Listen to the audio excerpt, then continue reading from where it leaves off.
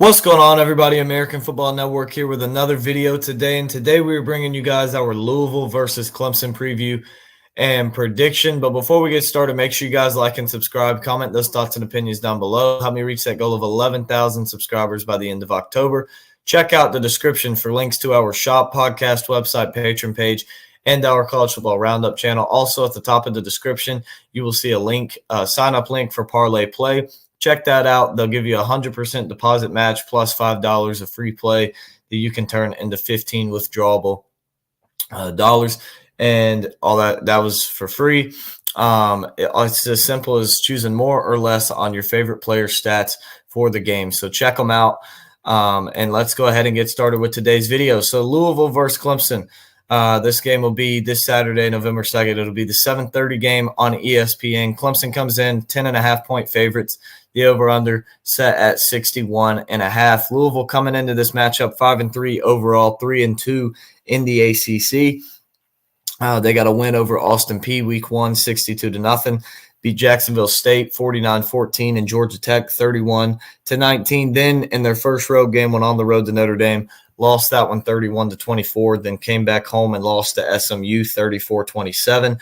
Beat Virginia on the road, a nice bounce back 24-20, but dropped one to Miami, 52-45, and then beat Boston College on the road 31-27.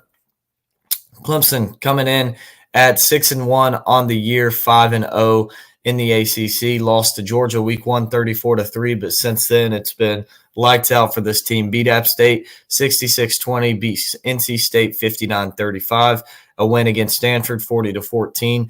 Then went on the road for a two-game stretch against FSU and won 29-13, and against Wake Forest beat them 49-14. Then beat Virginia 48-31 and had a bye week this past week. So they're fresh off a bye coming into this game. You look at the series history all time. The first meeting was back in 2014. Clemson leads the all-time series 8-0 against Louisville.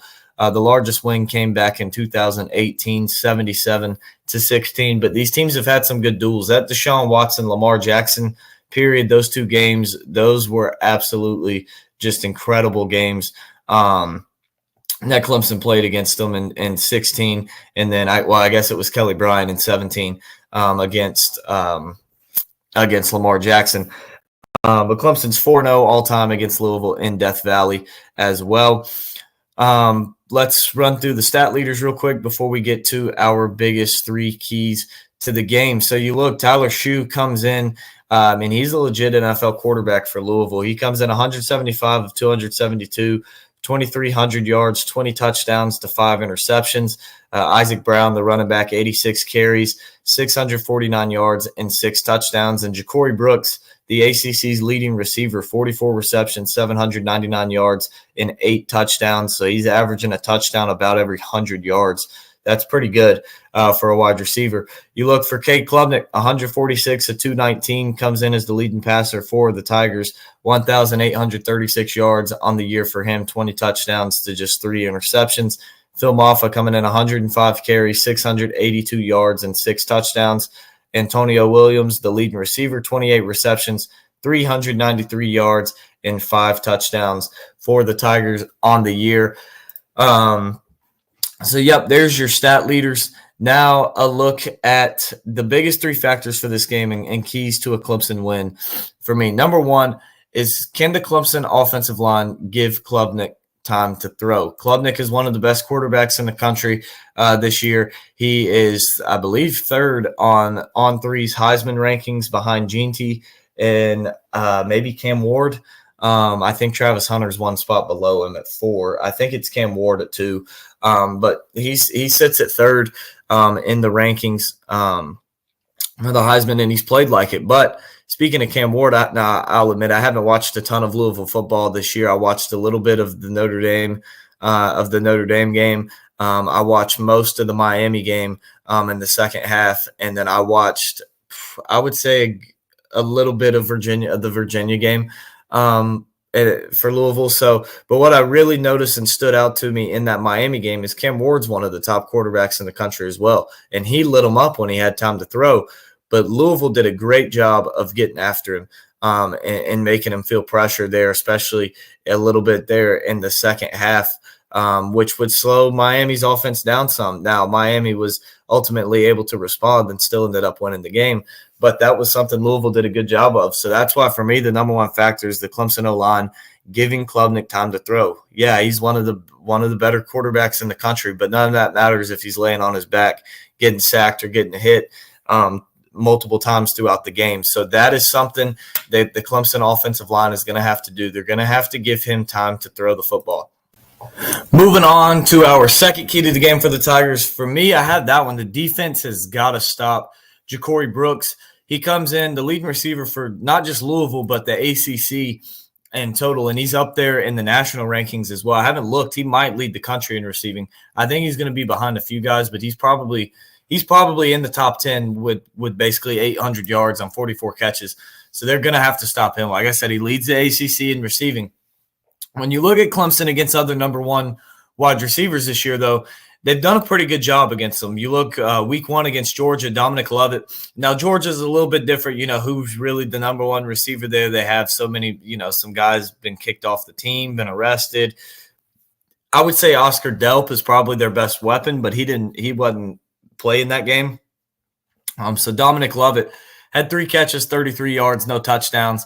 You flip the page to NC State, Casey Concepcion, 5 catches, 40 yards, no touchdowns. Alec Imanner, 4 catches, 50 yards, and a touchdown for Stanford. And then Malachi Fields in Clemson's most recent game, he kind of lit him up a little bit. His stat line looks okay, 3 catches, 65 yards, and a touchdown, but he had that big catch and touchdown on the second string. So for the most part, Clemson's done a good job of shutting down the number one receivers. So if they can, obviously this will be the best one.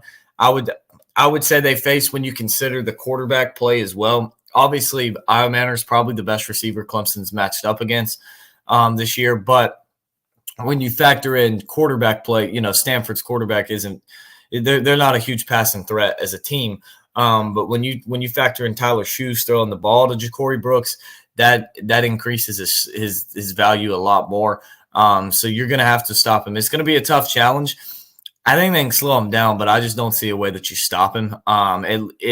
The only way I see you stopping him is going to open up a lot of opportunities for the other guys, which maybe you throw your corners out there one-on-one with the rest of them and make those guys beat you.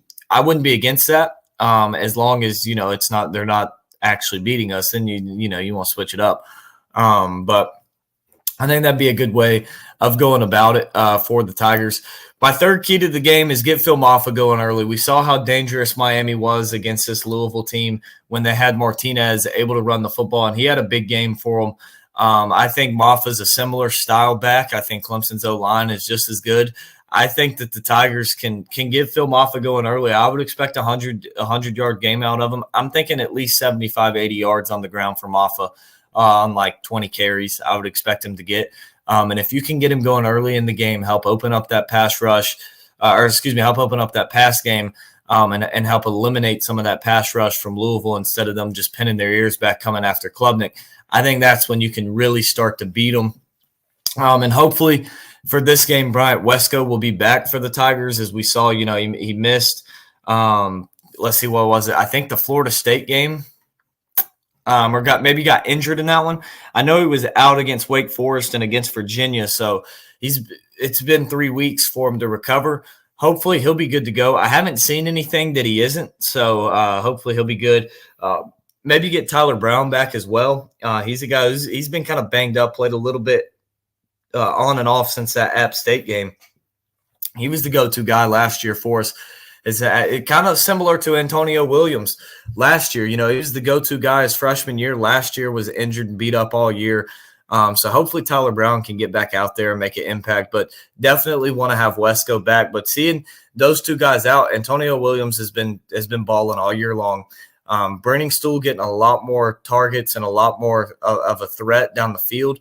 And then you factor in too TJ Moore, the other freshman. He's really been stepping up and making some big-time plays for this team. I believe he was the leading receiver against Virginia, had the big touchdown catch as well. So you're seeing some other guys step up. So hopefully Wesco will be back. But if not, I'm not all that worried seeing the way that some of these, even Stellato and Cole Turner, have really been stepping up as well. for the Tigers these last few weeks. So I'm not really worried offensively if Wesco isn't able to play, but you want to have that deep threat guy who you just let loose, just run past everybody on the field. So now to my score prediction. Mentioned earlier, the over-under set at 61.5. Clemson's favored by 10.5. I have the Tigers just barely covering that one. I think they get the win 45-34. I think there's going to be some offense in this game. Much like we saw with Miami, Louisville. I think that both these offenses are high-powered. They're pretty good. I think Clemson's defense is going to slow Louisville, has a better chance of slowing Louisville's offense down than the other way around. But I think there's going to be some points put up in this game. And I have the Tigers getting the win at home 45-34. Clemson, they got to buckle down and lock in. They're getting the tough part of their schedule. Got Louisville this week. Then they got to go on the road to Virginia Tech, on the road to Pittsburgh. They do get the Citadel at home, but then they got to play South Carolina at the end of the year at home, which is always a tough one regardless of how good they are just with the rivalry. Most years they suck, but, it's always a bit of a difficult game, one you're a little bit nervous about going into just because of the rivalry. So the Tigers got to lock in. They got to go win out to potentially get in the the ACC championship. There is a big game this weekend in the ACC, Pitt at SMU. Both of these teams are unbeaten, so one of them is going to have a loss in conference play. Both unbeaten in conference play. Pitt is undefeated. SMU lost earlier in the year to BYU. But SMU is also unbeaten in the ACC, which could be huge because if Clemson wins out, that would have them beating Pitt. If SMU wins out, that would have them beating Pitt, so they would be eliminated. Miami wins out in the ACC. You're going to have a three-way tie, 3 unbeaten teams in conference play, and I believe that would leave the Tigers out, which I still think they could get in the playoff going that route. I still think they could get in, but you don't want to play around and play those games. You want to just go win the ACC. So hopefully Pitt can knock off SMU this weekend. And the Tigers, their main focus just has to be keep winning each week.